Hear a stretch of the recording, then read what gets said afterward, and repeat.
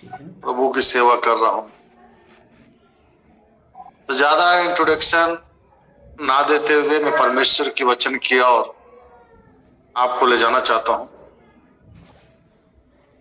मैं भी गवाहियों को सुन रहा था, हर एक का एक ही विषय था कि हमारे लिए प्रार्थना कीजिए। प्रार्थना के विषय में जब हम देखते हैं, प्रभु यीशु मसीह यूहन्ना के सुसमाचार में 3 प्रकार के लोगों के लिए प्रार्थना किया करके हम बाइबल में पढ़ सकते हैं। मैं उस विषय पर नहीं जाना चाहता। प्रार्थना का मतलब हम सबको मालूम है कि हम प्रभु से बात करते हैं, और जब हम प्रभु से बात करते हैं तो प्रभु हमारी बातों को सुनता है, और प्रभु हमारी बातों को सुनने के बाद हमें उत्तर भी देता है, क्योंकि हमारा परमेश्वर बोलने वाला परमेश्वर, और हमारा परमेश्वर सुनने वाला परमेश्वर है। वो सुनकर हमें उत्तर देता है। जय मसीह की जय मसीह। जय मसीह। हम लोग कुछ परमेश्वर की वचन से आज की रात परमेश्वर के वचन से कुछ बातों को देखेंगे। लूका का सुसमाचार उसका 15वां अध्याय है। यदि आप लोग बाइबल लेके बैठे हैं तो मैं चाहूंगा कि 15 अध्याय का पहले पद से लेकर 7 पद तक कोई पढ़ लेंगे। लूका का सुसमाचार 15वां अध्याय उसका पहले पद से लेकर 7 पद तक कोई पढ़ लेंगे। सब चुंगी लेने वाले और पापी उसके पास आया करते थे ताकि उसकी सुने। फरीसी और शास्त्री कुड़कुड़ाकर कहने लगे, यह तो पापियों से मिलता है और उनके साथ खाता भी है।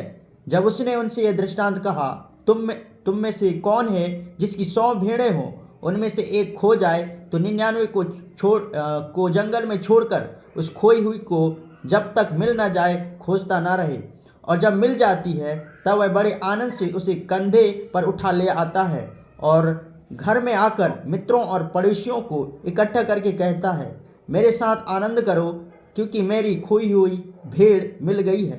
मैं तुमसे कहता हूँ कि इसी रीति से एक मन फिराने वाले पापी के विषय में भी स्वर्ग में इतना ही आनंद होगा जितना कि 99 ऐसे धर्मियों के विषय में नहीं होता जिन्हें मन फिराने की आवश्यकता नहीं। हालेलुया, हालेलुया, जय मसीह की। Hallelujah, hallelujah. यहाँ पर जब परमेश्वर के वचन को पढ़ते हैं, लूका का सुसमाचार में प्रभु यीशु मसीह ने कई दृष्टांत बताए और दृष्टांत के माध्यम से लोगों को समझाने का प्रयास किया। और यहाँ पर 15वें अध्याय को जब अपन मनन करते हैं, यहाँ पर प्रभु यीशु मसीह चुंगी लेने वाले और पापियों के बीच में था। वो कोई धर्मी के पास नहीं था या कोई धनवानों के बीच में नहीं था। सॉरी, वो पापी और चुंगी लेने वालों के बीच में था। ध्यान से सुनिएगा, इस वचन को आप लोगों ने कई बार पढ़ा होगा, कई बार सुना होगा, कई बार प्रचार किए होंगे, लेकिन इसमें कुछ खास बातें जो परमेश्वर ने मुझे सिखाया, उन बातों को मैं आपके सामने में रखना चाहूंगा। मैं जो इस वचन से प्रचार कर रहा हूं, आप ये मत सोचिएगा एक बहुत बड़ा पढ़ा लिखा व्यक्ति है। मैं अनपढ़ व्यक्ति हूं, मैं स्कूल का चेहरा नहीं देखा हूं। बचपन में ही माता पिता खत्म हो गए 3 साल की उम्र में, इसलिए पढ़ाने लिखाने वाला कोई नहीं था। इसलिए जो कुछ भी आज मैं पढ़ता हूं, प्रचार करता हूं, ये परमेश्वर ही अगुवाई करता है। यदि आप ध्यान से सुनेंगे तो परमेश्वर की आत्मा आज की रात आपके जीवन में जरूर काम करेगा। यहां पर परमेश्वर के वचन को जब हम पढ़ते हैं चुंगी लेने वाले और पापियों के बीच में जब प्रभु यीशु मसीह था, तो वहां पर फरीसी और शास्त्री लोग आपस में कुड़कुड़ाने लगे, ऐसा बाइबल में लिखा है। फरीसी और शास्त्री लोग आपस में कुड़कुड़ाने लगे, और कुड़कुड़ाने का कारण यह था कि प्रभु यीशु मसीह जो है चुंगी लेने वाले और पापियों के बीच में है, और उनके साथ उठ रहा है, उनके साथ बैठता है, उनके साथ खाता है और उनके साथ चलता है। यह एक शिकायत लोगों के अंदर में था, और कहीं ना कहीं से यह बात प्रभु यीशु मसीह के कान में पहुंच गई। और प्रभु यीशु मसीह के कान में पहुंचने के बाद प्रभु यीशु मसीह एक उदाहरण देकर, एक दृष्टांत देकर वहां पर उनको समझाने का प्रयास कर रहा है। और वो प्रयास इस प्रकार कह रहा है कि तुम में से कौन है, उनसे एक सवाल कर रहा है। आज की रात परमेश्वर का वचन आपसे और मुझसे भी एक सवाल कर रहा है। वो कहता है तुम में से कौन है?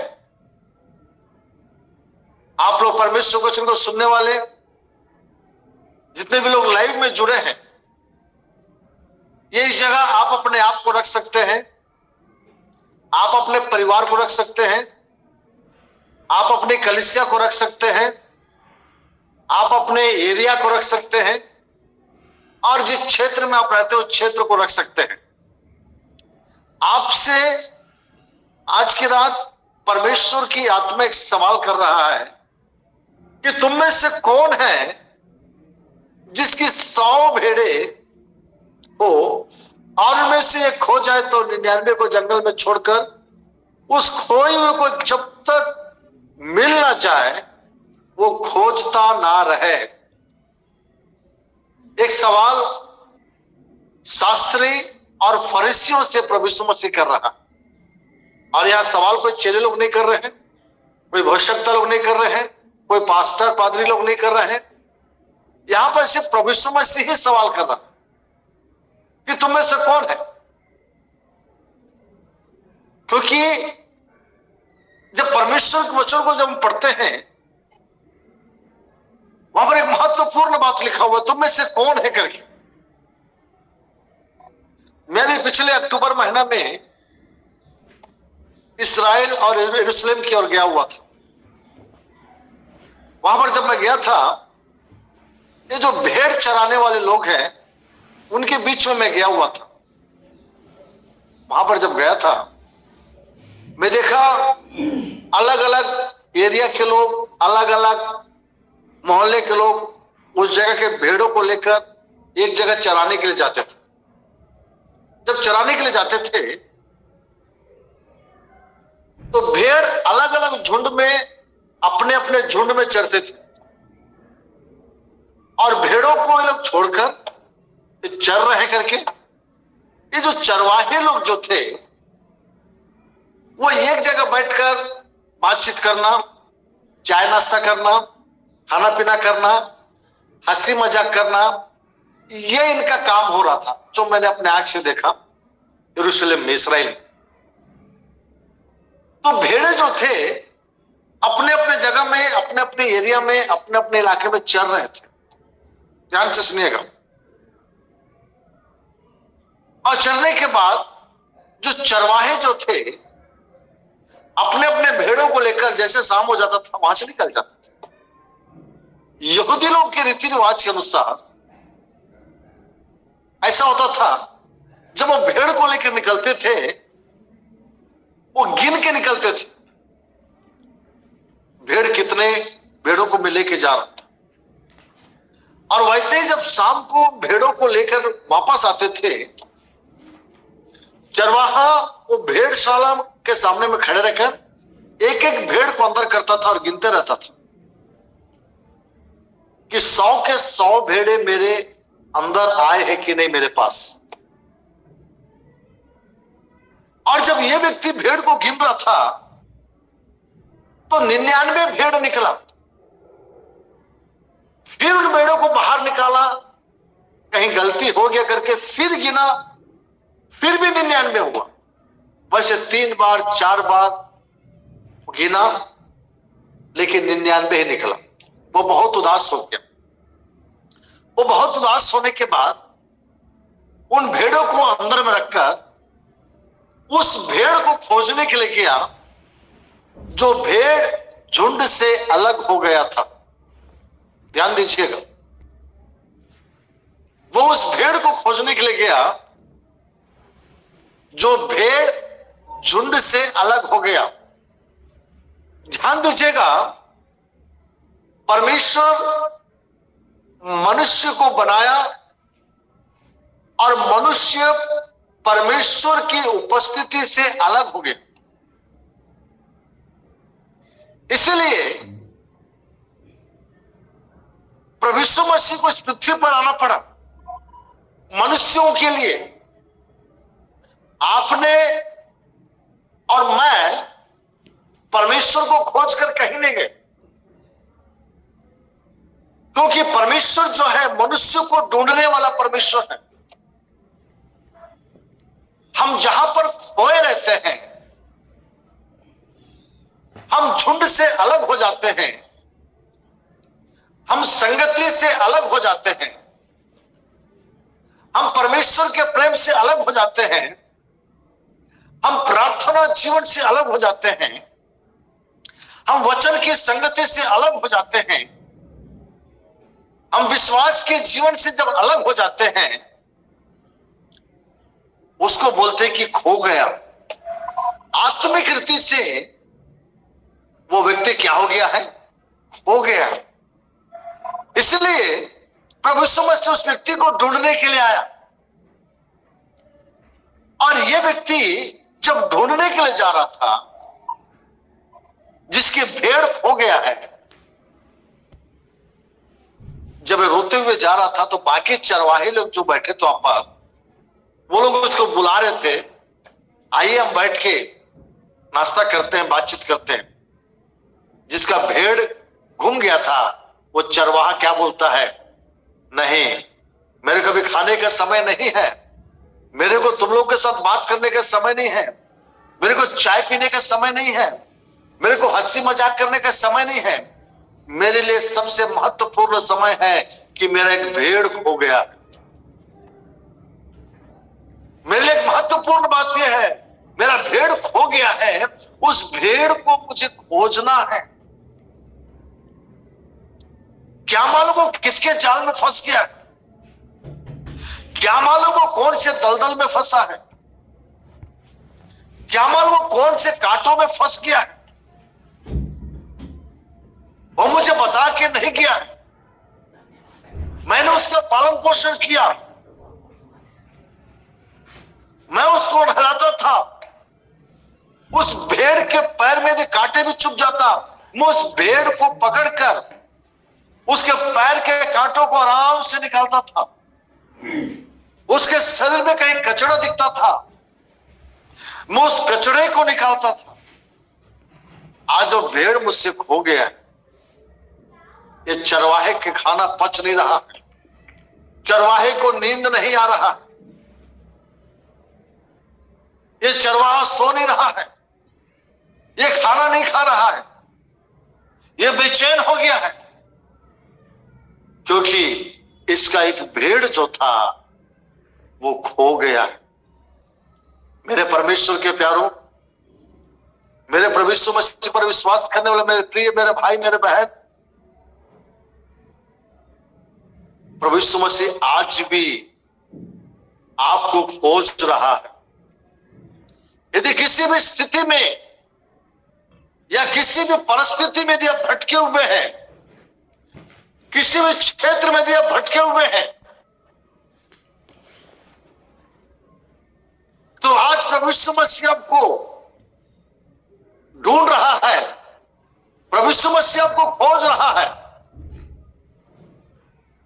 और प्रभु यीशु मसीह चाह रहा है कि आप वापस आए। प्रभु यीशु मसीह चाह रहा है कि आप वापस आए। मेरी आवाज आ रहा है? आमीन आमीन। आज कई बार हम झुंड से अलग हो जाते हैं, प्रभु की संगति से अलग हो जाते हैं, हम प्रभु के वचन से अलग हो जाते हैं, प्रभु के प्रेम से अलग हो जाते हैं। लेकिन जब आप प्रभु के संगति से, प्रभु के प्रेम से, प्रभु के वचन से दूर हो जाते हैं, मेरा यीशु आज भी आपके लिए रोता है, आपके लिए तड़पता है, क्योंकि उसने आपके शरीर के कचरे को साफ किया है। आपके पैर में जब कांटे चुभे थे, मेरे प्रभु यीशु ने आपको पकड़ के आपके पैर के कांटे को निकाला है, आपके शरीर को धोया है, आपके शरीर को साफ किया है। इसलिए वो आपको ढूंढता है, क्योंकि उसने आपसे दिल से प्यार किया है।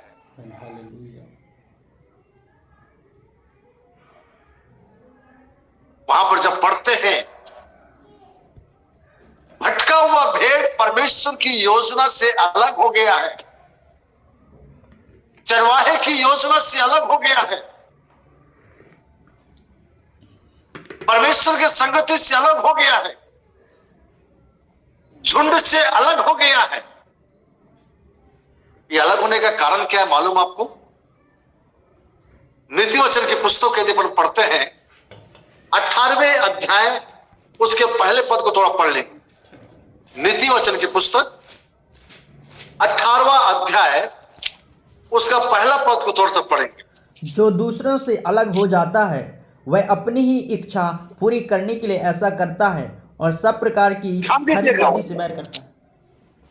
ध्यान दीजिएगा, जो अलग हो जाता है वह अपनी ही इच्छा पूरी करने के लिए ऐसा करता है। वो झुंड से इसलिए अलग होता है, वो अपनी इच्छा पूरा करने के लिए, वो विश्वास के जीवन से इसलिए अलग होता है, वो अपने संसारिक इच्छा को पूरा करने के लिए, वो प्रार्थना का जीवन से इसलिए अलग होता है, अपने संसारिक जीवन को पूरा करने के लिए। नीति वचन को लिखने वाला लेखक बहुत सुंदर रीति से हमें बता रहा है, जो दूसरों से अलग हो जाता है वह अपनी ही इच्छा पूरी करने के लिए ऐसा करता है और सब प्रकार की खरी बुद्धि से बैर करता है, नफरत करता है। खरी बातों से, सही बातों से, अच्छी बातों से वो क्या करता है? नफरत करता है। वो परमेश्वर की योजना से अलग हो जाता है। ये भेड़ जो है अपनी इच्छा को पूरा करना चाहता है। अदन की वाटिका हम देख सकते हैं, अदन की वाटिका में क्या हुआ? वह पाप होने का कारण क्या था? वे लोग अपनी इच्छा को पूरा किया, परमेश्वर की योजना से लोग किनारे हो गए। जो रोज परमेश्वर के साथ बातचीत होता था, उस बातचीत से वे लोग अलग हो गए। परमेश्वर की योजना से अलग होने का मतलब है वो व्यक्ति किसी के अधीन में रहना नहीं चाहता है। वो भेड़ जो है अपने चरवाहे के अधीन में रहना नहीं चाहता है, इसलिए वो झुंड से अलग होकर वो भटक रहा है। लेकिन चरवाहा तो उससे प्रेम करता है, चरवाहा प्रेम करता है, इसलिए उसको ढूंढने के लिए गया। मेरा भेड़ कहीं दलदल में तो नहीं फंसा है, मेरा भेड़ को कोई जंगली जानवर तो उठा के लेकर नहीं गया, मेरा भेड़ कहीं कांटों में तो नहीं फंसा है, मेरा भेड़ किसी ऐसे मुंह में तो नहीं फंसा है। वो खोजने के लिए निकला। जब वो खोजने के लिए निकला तो भेड़ उसे मिला। आगे वचन को जब हम पढ़ते हैं, वही लूका का सुसमाचार 15वें अध्याय को जब हम मनन करते हैं, वहां पर लिखा हुआ है कि खोजने से ना रहे, और जब मिल जाती है, 5वें पद में लिखा हुआ है, और जब मिल जाती है तब वह बड़े आनंद से उसे कंधे पर उठा लेता है। हालेलुया। जय मसीह की। हालेलुया। जय मसीह वो की। कंधे में उठा लेता करके लिखा हुआ है। देखिए उसका खुशी को देखिए। जिस भेड़ के लिए परिश्रम किया, वो भेड़ जब मिल जाता है, उसको पकड़ कर नहीं ला रहा है, उसे अपने कंधे में उठा लिया है। मेरा यीशु आपको उठा के ले जाने वाला परमेश्वर है। मेरा यीशु जो है आपको अपने साथ में अपने दोनों हाथों से उठाकर अपने सीने से लगाने वाला परमेश्वर है। लेकिन कई भेड़ क्या होते मालूम है? वो अपने ही अकड़ में रहते हैं। जब देखा ये कंधे में उठा के ला रहा है और लोगों को बोल रहा है, अपने घर के पास आकर अपने मित्रों से, पड़ोसियों से, लोगों को इकट्ठा करके वो कह रहा है, आओ मेरे साथ आनंद मनाओ। 6वें पद में लिखा हुआ है, मेरे साथ आनंद करो क्योंकि मेरी खोई हुई भेड़ मुझे मिल गई है। मेरी खोई हुई भेड़ मुझे मिल गई। कई बार क्या होता है, मेरे पास समय कम है, 5 मिनट बचा हुआ है। कई बार क्या होता है, कुछ भेड़ ढीठ होते हैं। ये सोचा होगा आज तक मेरा चरवाहा मेरे कंधे में नहीं उठाया है, आज मैं थोड़ा सा अकड़ दिखाया, मैं झुंड से अलग हो गया, मेरा चरवाहा मेरे कंधे में उठा लिया, इसलिए मैं बार बार नौटंकी करते रहूंगा, बार बार मेरा चरवाहा मेरे कंधे में उठाते रहेगा। ऐसे कई लोगों का सोच। कई बार हम विश्वास से मुकरते रहते हैं बार बार। कई बार हम अनजाने में यदि जो गलती हो तो उसको प्रभु हमें उठाता है।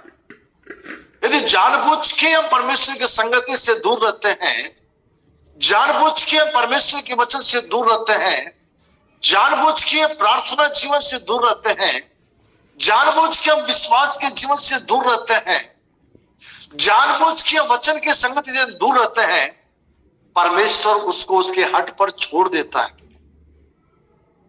आपको क्यों अपने कंधे में उठाता मालूम है? क्योंकि उसने आपके लिए अपने आप को दे दिया है, इसलिए वो आपको छोड़ना नहीं चाहता है, वो आपको नष्ट नहीं करना चाहता है, वो आपसे बेइम्तियान प्यार करता है।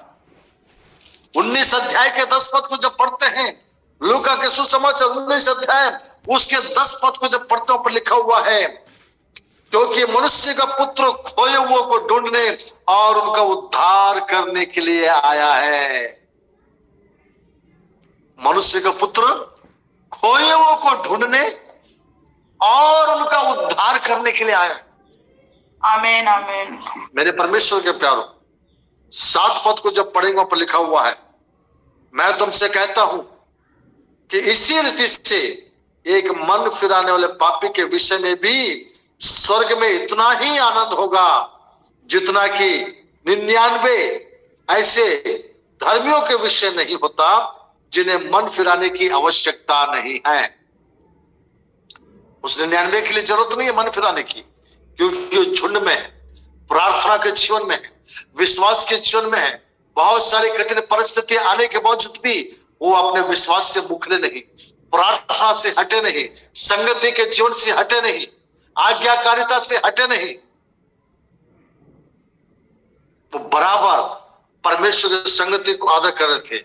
लेकिन यदि भटके हुए अवस्था में यदि आप हैं, निराशा की अवस्था में यदि आप हैं, बुझे हुए अवस्था में यदि आप हैं, आपको लग रहा है कि परमेश्वर मेरी प्रार्थना को नहीं सुन रहा है, आपको लग रहा है परमेश्वर का उत्तर मुझे नहीं मिल रहा है, मेरे प्यारे भाई, मेरे प्यारे बहन, मेरे प्यारे सेवक, आज की रात मैं परमेश्वर का दास होने के नाते मैं इस बात की घोषणा करता हूं, आप वापस प्रभु के पास आ जाइए। आज की रात परमेश्वर आपसे बात करेगा। और कल का दिन